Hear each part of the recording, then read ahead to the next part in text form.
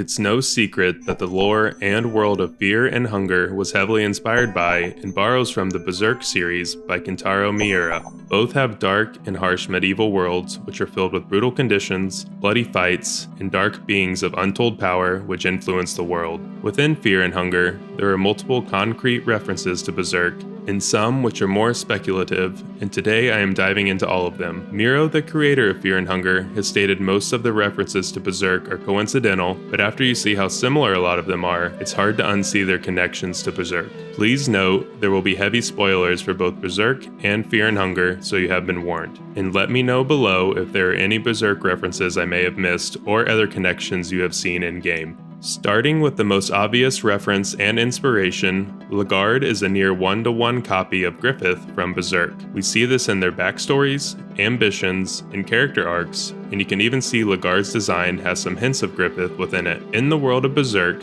Griffith is the leader of a mercenary group called the Band of the Hawk, and Griffith's true goal lies in wanting to get his own kingdom one day. The mercenary group rose to fame within the Kingdom of Midland due to their success in battles, and they eventually won the favor of the king, who accepted them as knights after a large victory. However, their success was short-lived, as in a moment of weakness, Griffith slept with the princess, was caught, and was sent to the pits of the dungeons to be tortured for months. Additionally, the Band of the Hawk was attacked by the Kingdom of Midland, and largely disbanded apart from a few members who rallied together in order to save Griffith from the dungeons. He was eventually rescued, but it is revealed Griffith is part of a larger prophecy to become a member of the God Hand, a group of ultra-powerful, demonic entities, and he ascends to become one of them. This story will sound incredibly familiar to anyone who has played Fear and Hunger, and it's mirrored in Lagarde's story. Just as with Griffith, Lagarde is the leader of the Knights of the Midnight Sun, and aims to create a unifying kingdom, and is known as the prophesized one by the new gods. The Knights of the Midnight Sun become notorious throughout the kingdom of Rondon for their deeds, and Rondon sought to have them be an asset until Lagarde slaughtered the people of Oldegard in order to retrieve the Cube of the Depths. This caused Rondon to turn on Lagarde and destroy the Knights of the Midnight Sun, after which he was captured, imprisoned, and tortured in the dungeons of Fear and Hunger.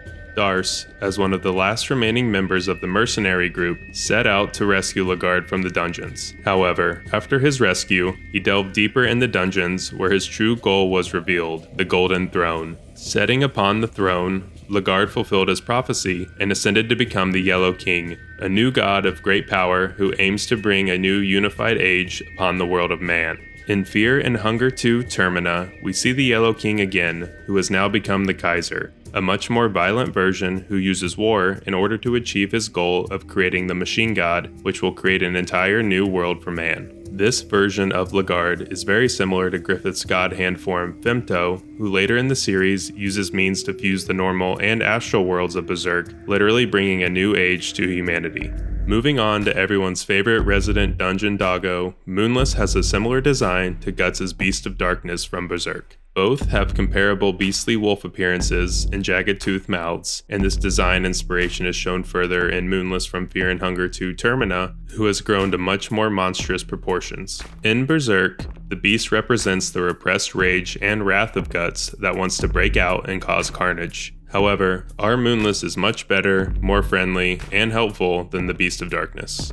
The disfigured Trortur is almost an exact copy of the Torturer from Berserk, who was in charge of inflicting pain and anguish on the imprisoned Griffith. Trortur does the same to Lagarde when he is brought to the dungeon, but fortunately, or unfortunately depending on how you look at it, he wasn't able to dismember Lagarde anywhere near to how Griffith was. Both Torturers have small, misshapen bodies, and find intense joy and purpose in the agony they cause to their subjects of torment. However, the Torturer from Berserk doesn't have any further backstory than being a career sadist, but Trortur has a much more fleshed out character past, which details how he was a holy knight of the Vatican before being captured in a battle by an imposing army, and the time during his imprisonment transformed his mind and body into the twisted versions we see in-game. Additionally, if you choose to give Buckman to Trortur, then tell Sir Seymour about it, Trortur will meet his end in a similar manner to the Torturer from Berserk, who was skewered by Guts' two-handed sword, just as Sir Seymour does to Trortur.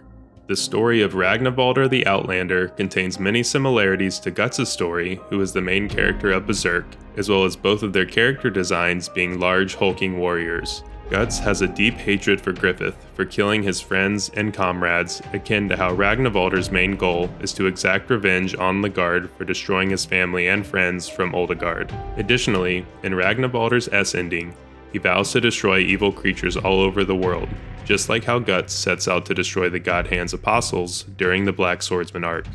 Darce the Knight bears many connections to Casca from Berserk. Casca is the long-standing, high-ranking female officer within Griffith's Band of the Hawk mercenary group, just like Darce is with Legard's Knights of the Midnight Sun, and both wield a longsword as their weapon of choice. They are both intensely loyal to and have unrequited feelings for their captains and set out to free them from the dungeons when they are imprisoned. Many believe Darce's design to be based on Casca's as well, but it has been stated by Fear and Hunger's creator that Darce's design actually comes from Joan of Arc, and it is merely a coincidence that she has similarities to Casca. I've seen quite a few people comment that the darkness beast Nasra summons in our fight against him is based on the apostle Nosferatu Zodd from Berserk. While at first glance it does seem to bear a resemblance, as they both have beastly appearances, there isn't any concrete evidence of this, and their overall designs do vary quite a bit, with the darkness beast looking much more like a minotaur than Zodd's beastly form. Now time for a cut enemy. In the game files, there is a cut demonic horse enemy, which is very similar to the fan favorite possessed horse from Berserk.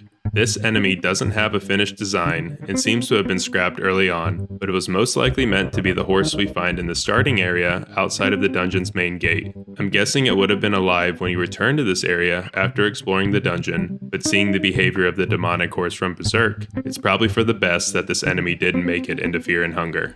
The Penance Armor is a hot topic of debate for if it was based off Berserk, as the spikes within the armor are very similar to the spikes within the Berserker armor that bite into the wearer when worn and sends them into a violent berserking rage. It's evident that the Penance Armor was based off of the Iron Maiden torture devices, but it's hard to deny the resemblance to the Berserker armor, especially with how they are both kept hidden away in secret chambers, aren't meant to be taken off, have spikes that bite into the flesh of the wearer, and cause their wearers to continuously bleed until death. And those were all of the Berserk references and similarities I have found in Fear and Hunger, and it's far from the only series that Miura referenced when creating the game. Let me know below any other that you noticed or that I missed, and I'd like to give a shout out to the Omni World channel members for their support.